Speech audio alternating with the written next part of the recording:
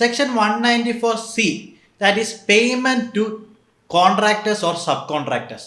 നമ്മളൊരു പേയ്മെൻറ്റ് കോൺട്രാക്ടേഴ്സിനോ സബ് കോൺട്രാക്ടേഴ്സിനോ കൊടുക്കുമ്പോൾ ആപ്ലിക്കബിൾ ആകുന്ന TDS കേസാണ് 194C എന്ന് പറയുന്നത്. വളരെ കോമൺ ആയിട്ട് ബിസിനസ്സിൽ ഉടനീളം കണ്ടുവരുന്നതായ ഒരു സെക്ഷനാണ് 194C എന്ന് പറയുന്നത്. ഇതിന് ത്രെഷോൾഡ് ലിമിറ്റ് വളരെ സൂക്ഷിക്കേണ്ട ഒരു ഏരിയ ആണ്. ഒരു സിംഗിൾ ട്രാൻസാക്ഷൻ 30,000 മുകളിലോട്ട് പോകുമ്പോൾ ഈ സെക്ഷൻ ആപ്ലിക്കബിൾ ആയിട്ട് വരും. അല്ലെങ്കിൽ നിങ്ങളുടെ എഗ്രിഗേറ്റ് ആയിട്ടുള്ള നിങ്ങളുടെ ഈ ഒരു ഫിനാൻഷ്യൽ ഇയർ എഗ്രിഗേറ്റ് ആയിട്ട് 1 lakhന് മുകളിലേക്ക് വരികയാണെങ്കിൽ നിങ്ങൾക്ക് ഈ സെക്ഷൻ TDS ആപ്ലിക്കബിൾ ആവും. അതായത് ഒരു എക്സാമ്പിൾ എന്ന നിലയിൽ നിങ്ങളുടെ അടുത്ത് ഞാൻ പറയാം. നിങ്ങളൊരു ഫിനാൻഷ്യൽ ഇയറിൽ ഒരു വ്യക്തിക്ക് സിംഗിൾ പേയ്മെൻ്റ് ആയിട്ട് 25,000 കൊടുത്തെങ്കിൽ TDS ആപ്ലിക്കബിൾ ആവത്തില്ല. പക്ഷേ ഒരു 5-6 വട്ടമായിട്ട് നിങ്ങൾ 25,000 കൊടുക്കുമ്പോൾ എഗ്രിഗേറ്റ് ആയിട്ട് 1 lakhന് മുകളിലേക്ക് വരുന്നുണ്ട്.